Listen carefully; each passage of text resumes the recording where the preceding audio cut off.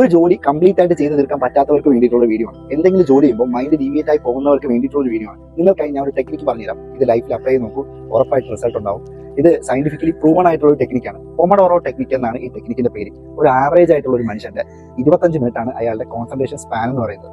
25 minute കൂടുതലായി ഒരു ജോലി ചെയ്ത് കഴിഞ്ഞാൽ നമുക്ക് എന്തായാലും ബോറടിക്കും. അതുകൊണ്ട് ഈ പൊമഡോറോ ടെക്നിക്ക് ഉപയോഗിക്കാം. നിങ്ങളിപ്പോൾ പഠിക്കുവാണെങ്കിൽ 25 മിനിറ്റ് പഠിക്കുക, അലാറം വെക്കുക, 25 മിനിറ്റത്തേക്ക് അലാറം വെക്കുക, 25 മിനിറ്റ് കഴിഞ്ഞതിന് ശേഷം 5 മിനിറ്റ് റെസ്റ്റ് എടുക്കുക. റെസ്റ്റ് എടുക്കുന്ന സമയത്ത് നമുക്ക് എന്ത് വേണോ ചെയ്യാം, നമ്മൾ റിലാക്സ് ആവണം, എന്ത് കാര്യം.